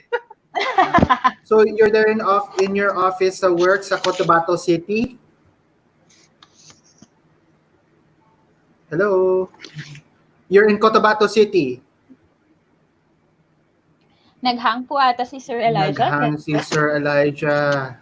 Well, and for our viewers, si Sir Elijah is from Cotabato City and he's active in church interpreting. So later, let's ask him about that. So before... Okay naman po dito. Laban pa rin. Ayun. Kahit anong mangyari, ganun pa rin dapat. Lumalaban pa rin. That's great. I'm wondering if we can just have your voice kung walang camera but we can still hear your voice. Pwede ba yon? Yeah, that's a good idea. Tech group, pwede ba yon? So at least we can have her voice. No pala. Not pwede. Okay po. So while waiting, can we read some of the comments in the Facebook? Sige, sure. Our viewers. So we have here Miss Clint Christian Santizas Gingo. Sabi niya, wow, nung kumanta si Miss Ross. Ayan, sobrang happy tayo with Miss Ross. Diba sabi niya? Super uplifting. Yeah, sobrang ano lang siya, go with the flow and she doesn't like, ayoko. Talagang nag-jump in lang din siya sa ating request for her to sing. And tas sabi naman ni JB Avergonzando Wong Marcon the Fourth. Sabi niya, it's nice to see, sing, and sign. Ayan. Tapos sabi naman ni, ito may mga greetings tayo kay Miss Ross. Sabi ni Clint Christian Santidas Gingo. Ayan yung bumati kanina. Sabi niya, shout out to Miss Ma'am Ross Ann. And then Miss Dodong Tesado, I am deaf and I live in Pantukan, Davao de Oro. Ayan, welcome po. Thank you for joining us here with us here this morning. Are there any pressing questions? Hindi ko makita yung feed eh. Is there any questions mula sa feed that we can entertain while we're waiting? Yeah, I'm checking. More on greetings. So this is from Kersey Joris Agustin. Deaf students need interpreter for senior high school. This is very true, no? Especially in a mainstream setup, if there's a deaf student, kasi multitasking yung teacher natin, so importante rin na meron tayong interpreters in the classroom. So this question is from Maria Nina Blas. So maybe later our panels can answer this. Sabi niya, is it enough to, yung phrasing ng grammar niya is it enough to explain hearing impairment? Siguro she would like the speaker to expound more about the hearing impairment curriculum kanina po, no? So let's have Sir Jumer answer that later. And I think it also refers to how the deaf would like to be addressed, because we still have this parang trying to be political correct by calling them hearing impaired. But as we know, if we approach it from a socio-cultural perspective, not a medical perspective, they would rather be called deaf because it is related to their identity, their culture, their language, and impairment is something of a like parang kulang, may kulang sa kanila, right? Yeah, and you don't have to. Tama. Yeah, focusing on the loss. Yes, but we'll definitely ask Sir Jumer more about that. Do we have Sir Elijah on? I'll check. Okay. So just to give you another background of Sir Elijah, he is also he's also versatile. He does the news, he does church interpreting, And this is what I really wanted to ask him is, he's also a dance instructor for the deaf. Can you Yes, believe that? I saw. Yeah. So meron tayong sample na kanta, dapat may sample din tayo na sayaw. Pero wala, you know, that's the highlight of my of, of sa Yung akin. pagsayaw. Oo nga. So we're still working on getting him online. But another thing that Elijah mentioned in while he was hosting is the term imperialist Manila, Last right? week, yeah. Last week, meron siyang binanggit na imperialist Manila. And I really had to think about that. Like, why is that the perception of people that Manila is somehow, controlling or has all the resources? What do you think, Casey?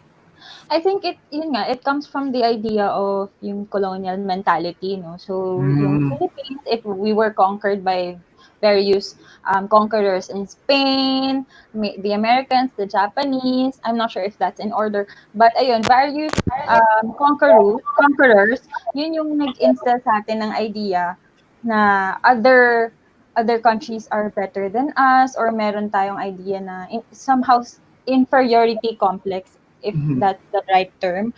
So I think yun yung nag-stem or idea, the concept of Imperial Manila come from. Yeah, But but yung sabi nga ng in relation to interpreting, why do you think ganon? Like there's okay. So I think in relation to interpreting, I'll quote the concept na sinabi rin po ng mga previous speaker natin. Sabi nila, the idea comes from yung quote-unquote exposure. So, mas recognize or exposed yung mga interpreters in Manila mm, in comparison with other interpreters in Visayas or Mindanao. So, according to them, Manila interpreters are given more quote-unquote exposure or recognition. So, yeah. I think we have to acknowledge also that kasi it happens. And with acknowledging that, we can also resolve or kumbaga give more opportunities for people and interpreters in Visayas and Mindanao. Kasi for me, this is only my personal opinion. I think it happens talaga. Kasi yung somehow resources or yung other factors din. But yun nga, that's why we have these types of programs and shows na to give visibility to other people, especially in Visayas and Mindanao. Di ba, Sir Bai? Yeah, I agree. And judging from the comments of the panel last week, I think it's a misconception then, because when they meet actual interpreters from Manila, they don't get that sense at all. Like perhaps it's other interpreters, perhaps it's someone specific, right? Mm-mm. But to generalize that it's imperialist Manila. And I can see some Manila interpreters were really bothered with that, because syempre we're all about being inclusive, right? Especially in our field, and we want to make sure that that is not the impression that we give off, and that we want to Mm-mm. make sure that everyone's included and we give opportunities yun nga to our brothers and sisters mula sa Visayas and Mindanao. Hello, Yeah. Bayan Casey, Hello. can you hear me? Hi. Let's try Elijah on phone in. Elijah, Great.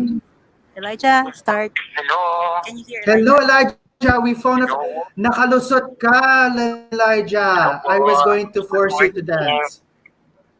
Good morning. Can you hear me? Can you hear me? Can you hear? Can you hear me? Elijah cannot hear you, but you can hear Elijah. I'll just relay your question to Elijah. Sige. Sabihin mo kay Elijah, are you interpreting, Miss Nati? Are you doing relay interpreting? Yes, I'm doing relay interpreting. Great. So we'll have another episode about relay interpreting for the deaf. Definitely in the future we'll have deaf people involved. Pero my question or my comment to Sir Elijah is, Sir Elijah, nakalusot ka kasi we had a guest that sang for us. We heard you are a teacher of dance to the deaf. You were supposed to dance for us this morning and nakalusot ka. Elijah, So Bayani said that you are supposed to dance this morning. So, nakalusot ka daw. You're safe kasi hindi ka makita. Thank God, baka yun siguro talaga. Sensya na po talaga. okay, dapat mag-upload ka ng video kasi I will the next episode na lang po siguro babawi. sige, Upload ka daw ng video. kasi inaabangan ng mga dozens and dozens of viewers natin.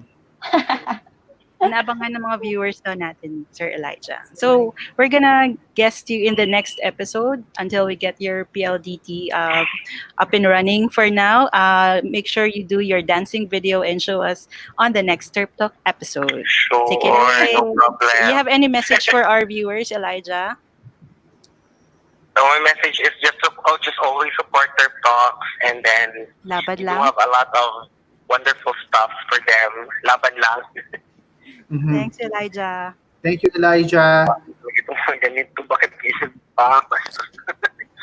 Bye, Elijah. No, don't be, huwag po kayo ma-frustrate. Yeah, it comes with the territory. Like we were saying, these are the technical issues that we face now that we're in this new normal. So it happens. You know, we figure out a way. We ask him to phone in. At least we got to hear Sir Elijah. It would have been nice to have like a deep and meaningful conversation.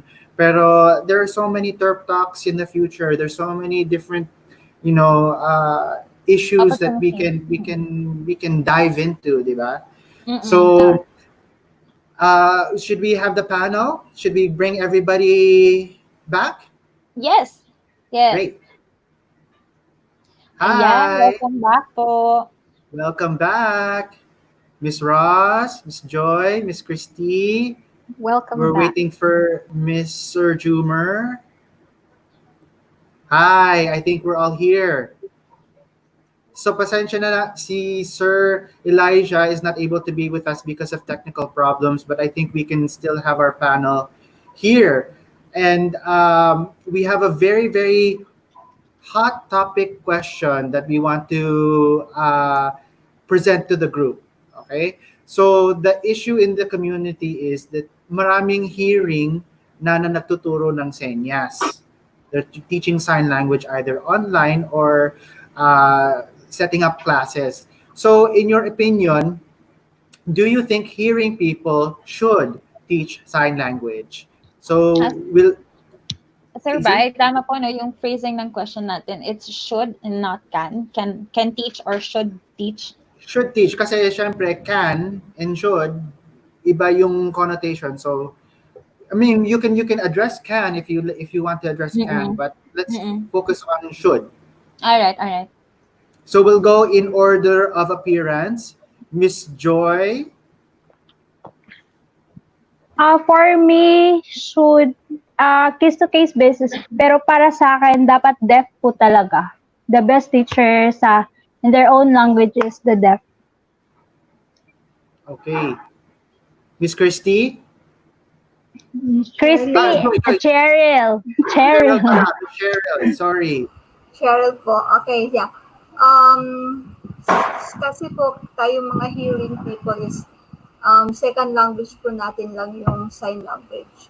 So, kung saan nagsisimula yung sign language na natutunan natin is from the deaf. So, sila yung nagturo sa atin. So, supposed to be, sila po talagang magtuturo din sa iba pang other hearing who wants to learn sign language po.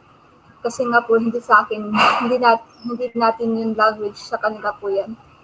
But we just learn from them. So, for me, it's really from the deaf po talaga. They should be the one who will teach sign language to other hearing people po.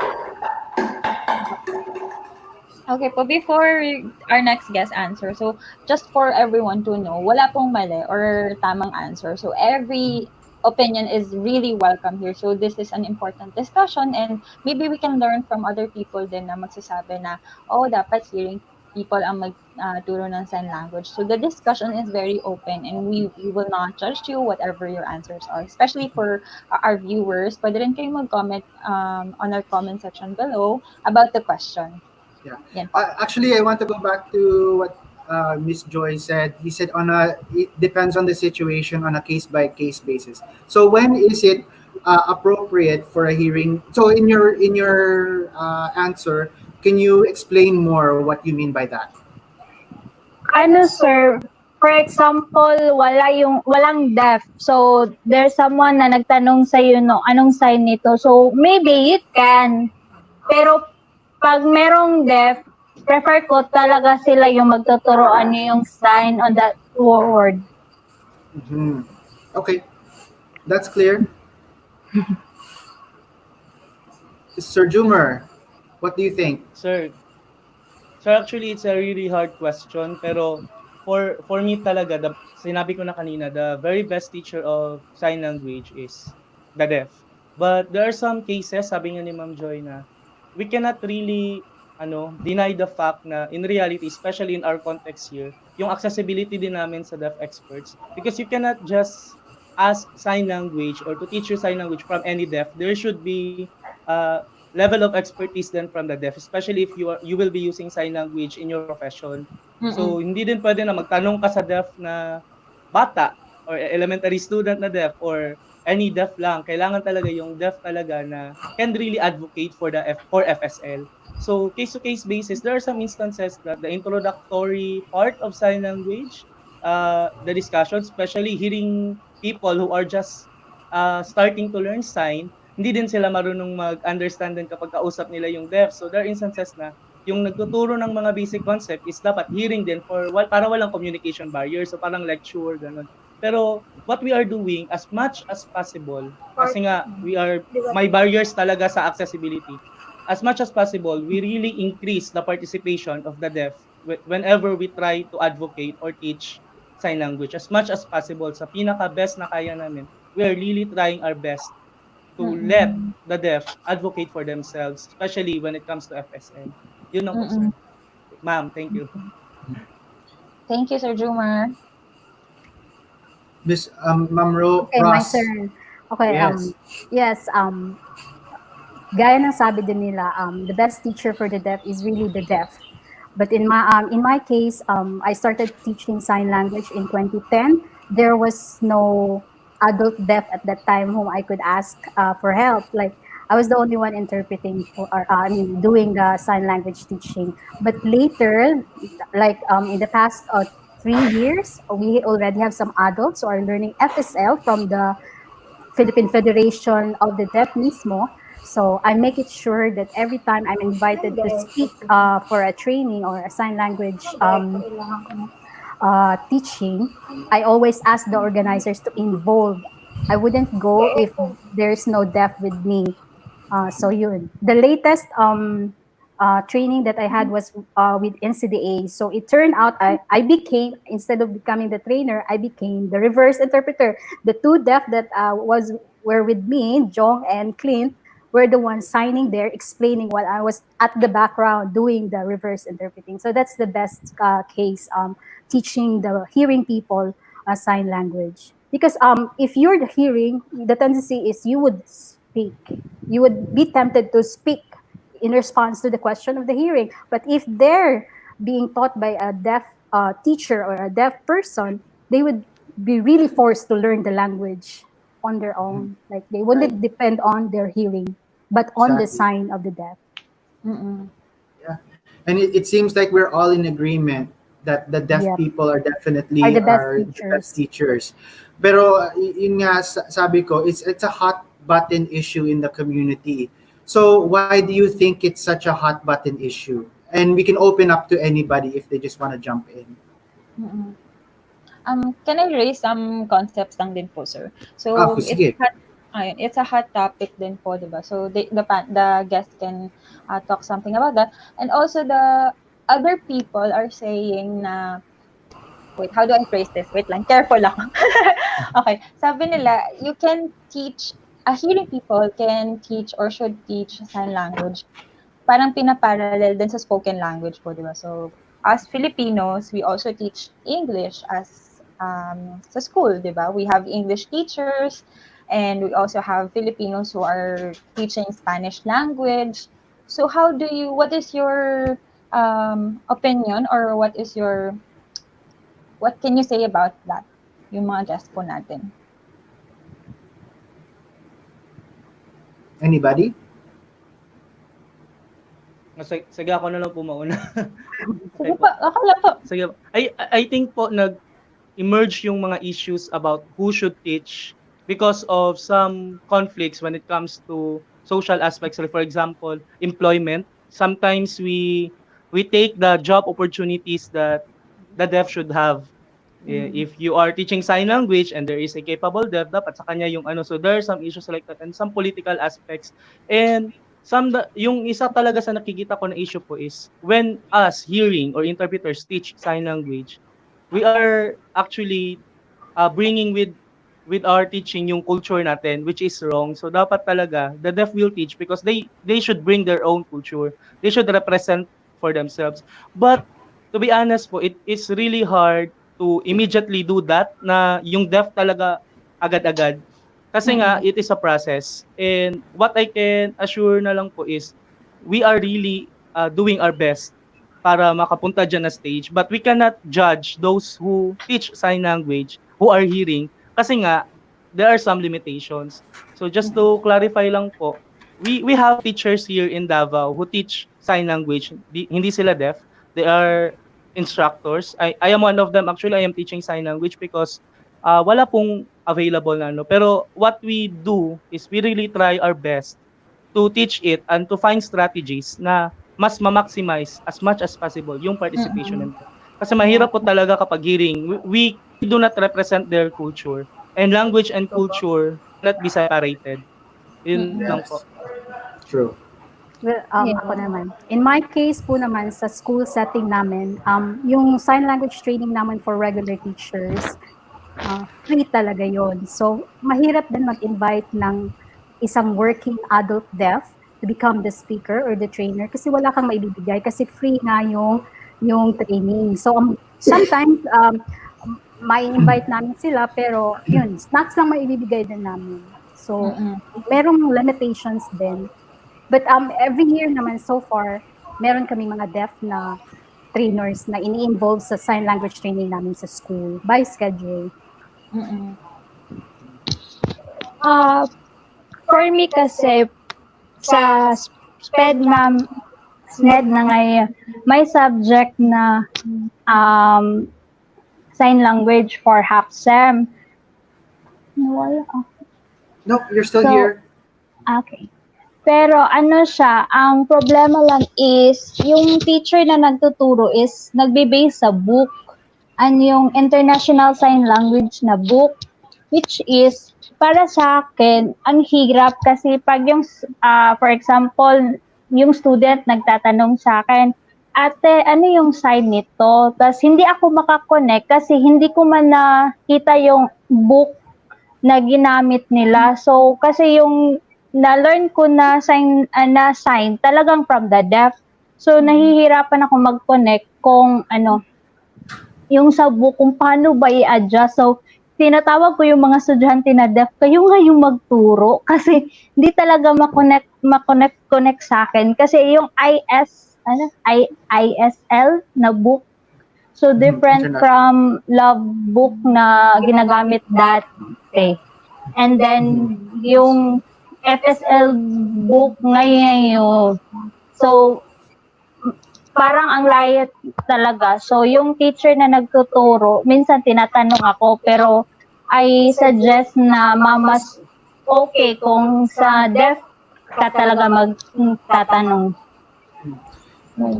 So again, the question to review is why is it a hot button issue, and what do you think is the comparison of teaching spoken language versus teaching sign language? Like anybody can teach spoken language and anybody can teach sign language. So if anybody else wants to chime in,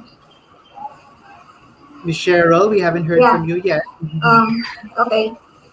For me po kasi, like, from time to time, if someone asks me to, one example lang po is, may isang department po ng office na gusto magpaturo ng sign language. Just like before, we have trained the policemen from different police station in the whole Cagayan de Oro. So, may mga Baudis representative nila. So, from time to time, I always ask permission from the deaf community for free. Kung pwede ba akong magturo, and then every time sinasabi nila, we have to be there also to teach them. So, ang mangyayari, hindi ako ang nagturo, ako lang yung SLI nila during the teaching of sign language. So, siguro, ano siya, parang may issue siya pag ganun, kasi nga, I believe, meron din kasing, tama yung nga sinabi nung kasamahan natin ni Joy, ni Ma'am Rose, there are really cases na wala yung deaf. Kasi sa akin lang kasi meron agad, from time to time, I can directly ask the deaf community, the organization, merong office na ganito gusto magpaturo. So, hindi pa, nangyari lang sa akin one time na ako yung nag-teach ng sign language is directly from my sister dun sa bahay namin. So, she wanted to learn sign language. So, kaya nga, ang ginawa ko, wala kaming communication, wala kaming spoken language, just using sign language. So, ganun siya natuto. Pero pag iba na po, pag outside na po, pag mga opisina na or mga other institution or other groups na po, I always ask the deaf community to really help me, to really teach them sign language, and then I will be the one to sign for them lang para ma-facilitate ko po yung yung yung sign language training nila. So, siguro nga po kasi nga magiging issue lang siya pag may deaf na hindi mo binigyan ng chance na sila yung nagturo, na nandiyan naman sila. Para bang sinabi mo ako, kasi nga yung issue yung instead of giving them the opportunity to have income, pero ikaw na lang kasi alam mo, siguro parang ganun po. Pero most of the time po, may deaf po akong kasama every time na nagtuturo po kami ng sign language po sa ibang tao po. Sir Bai, we also have answers from viewers natin. So, I'll read some answers from the viewers regarding the topic. So, Miss Nikki Templo Perez said, if a hearing person needs to teach sign language, dapat siguro yun talagang may alam na not just the language, but also the culture of the deaf. Just like what Jumer said kanina. Ayan. Sabi naman ni Sir Elijah, Sir Elijah, hello po. In the past years, hearing person or hearing people are the ones who are teaching. But I think this is the time for the deaf to teach their own language because it's their culture and language. But I think as for quote-unquote equalization, let us encourage professional deaf to teach their own language and let us support the deaf so they can be heard as well. So I think he's talking about empowerment and also upskilling. Upskilling ba yung tamang term? Or giving them skills to be able to to empower them. Ayun. Yeah. So yeah, there's definitely a change in the tide. So there's more deaf professionals, more deaf that are willing to become teachers, and so as allies in the communities, it's up to us to lift them up. And yeah, I understand there's so many variable situations. It depends. Lack of resources is always an issue.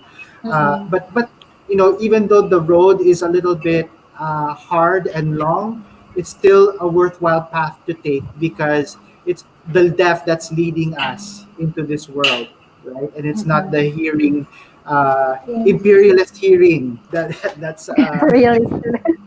taking the lead, di ba po? Agree. Ayun po. Is there Meron pa po anything? ba- Yeah. Is there anything that you'd like to add? How would we better support our deaf brothers and sisters in this endeavor? Say, for example, somebody asked you. So in the past, I know. For example, I've talked to hearing people that have taught in the past, and it feels like they feel a little bit guilty because now they know that it should be a deaf talaga, and you can't erase what happened in the past. But now, as moving forward, we're allies in the community. If somebody was to ask you, can you teach us sign? Wag na yung deaf kasi mahirap kasi pag hindi namin maintindihan, especially with, logistics and signing of contract, blah, blah, blah. Ikaw na lang. How would you answer that? I have a experience na ganon.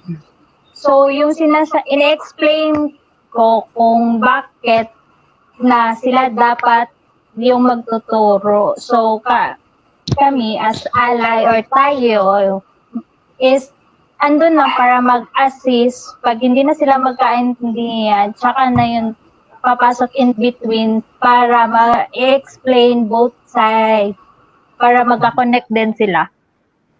So, Okay. ganun. Nakamit. Actually mo, sorry. Narinig po ako. So, Yes, go yeah, ahead. just to add something, no?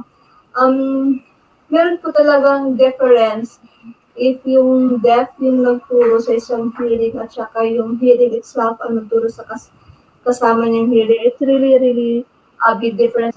Actually, I noticed that with the teachers na they learn from their, kumbaga, natuto daw sila sa sign language to sa friend nila, so they become teachers na kasi nga, dito sa Cagayan, there are situation na kulang yung mga teachers namin doon sa elementary school. So, siguro yung DepEd namin is nag-hire kahit basic sign lang, and then tinanong ko one time yung isang teacher, where did you learn your sign? And then sa friend niya daw. So, yung tinuturo niya sa deaf, iba. So, when I communicate with the deaf student niya, iba yung mga sign. So doon pa lang, malaman nila talaga na iba yung teaching ng hearing pag sila yung nagtuturo at from the deaf itself na kung sa kanila, kung sila yung may-ari ng language na yun. So, may difference po talaga. So, manonotice niyo po yan pag ma-compare niyo when you ask the person, where did you learn your sign? And then, this person is really immersed with the deaf community. So, ang ganda ng flow ng sign niya, and then from the other person, from the other hearing lang. So, may difference po talaga. So, much better po, much better po talaga pag yung deaf, pag yung hearing, yung nagturo ng sign language sa ibang hearing, advice ko, siguro masasabi ko na lang na you better try your sign language na natutunan mo to communicate with the adult deaf kung naiintindihan ba nila yun. So, parang iti-test mo yung self mo. And then if they make some comments, ganito pala, so immerse with them. Parang ganun po talaga yung dapat po. For me lang po, ha? Yeah, that's great kasi I'm hearing two things from you. For one of them is to always refer to the deaf, find ways to give the opportunity to the deaf, and the second way is to mention, the quality of learning is going to be such a difference if it's coming from a deaf person. Tama po. Is there any other questions? Anyone else wants to chime in? Sir Like, Jupiter?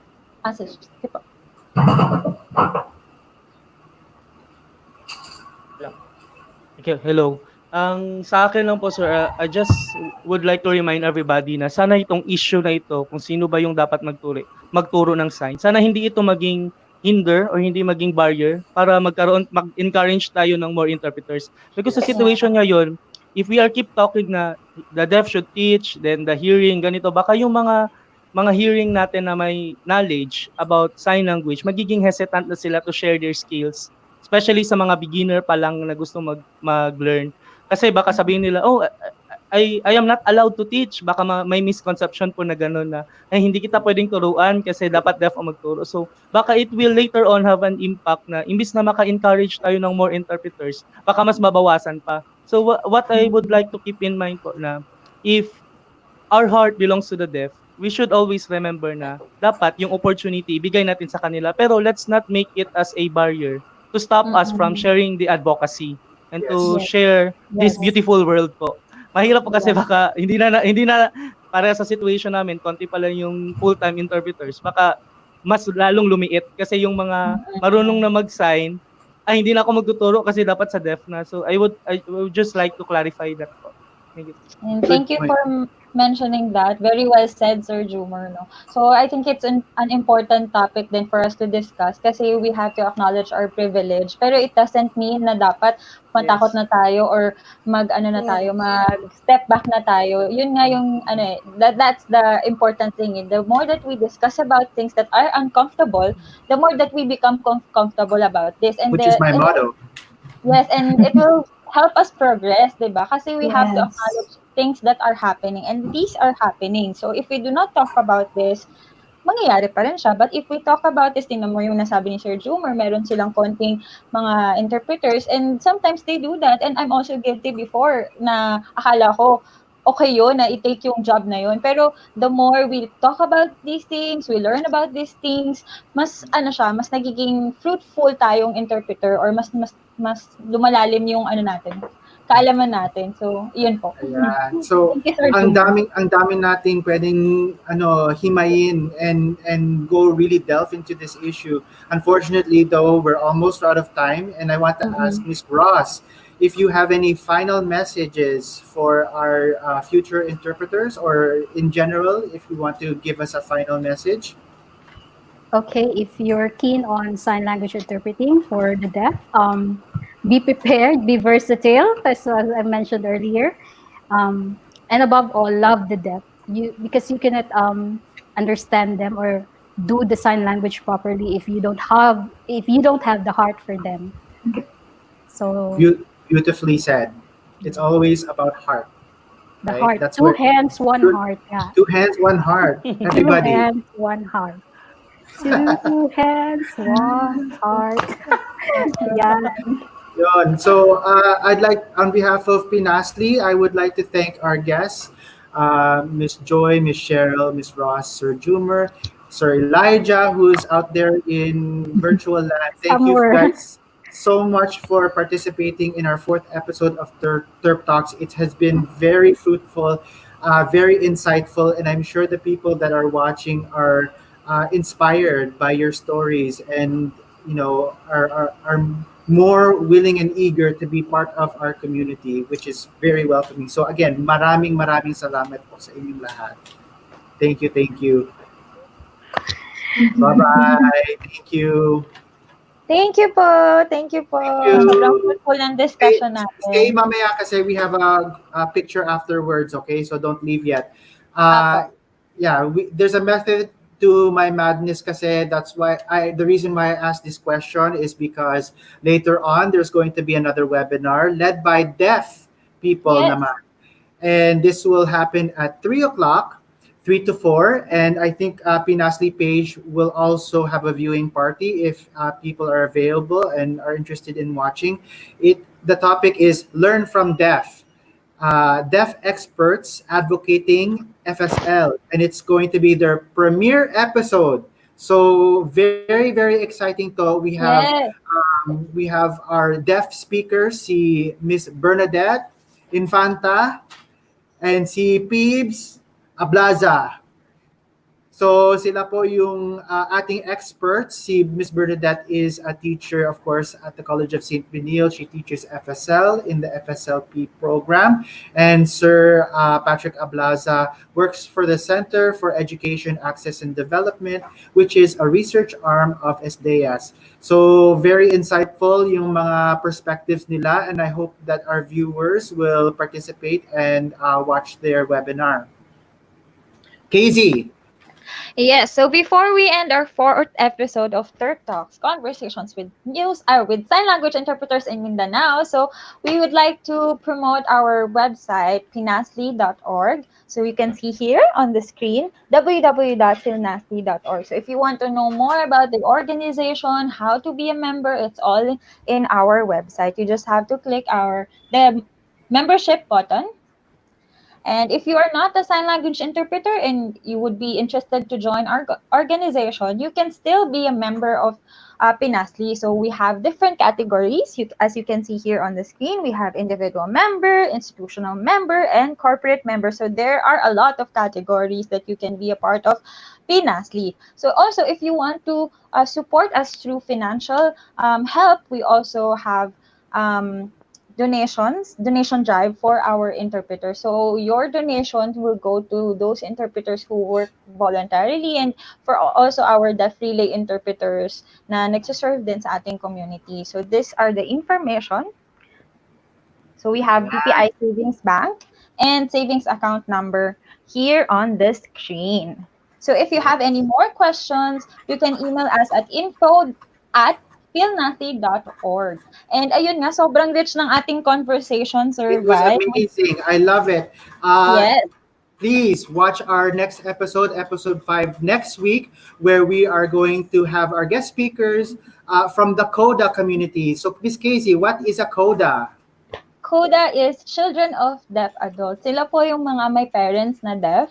And Yes. hearing interpreters or hearing people po sila na ang parents nila ay deaf people. Ayan, very exciting! Excited ako sa ano na to. Yes, sa yes, I'm episode na to. so excited for that. So, this concludes our 4th episode of TerpTalks, brought to you from the Philippine National Association of Sign Language Interpreters. Thank you po for your viewership, for your support, and we'll see you next week. And like what I always say, do what's uncomfortable. Bye. Happy girl, bye. Thank you And thank po you to our our interpreters. viewers. Thank you, Teng. Thank you, Sir Lester. Thank you. Bye-bye. Thank you po. See you next week. Thank you. See you next week.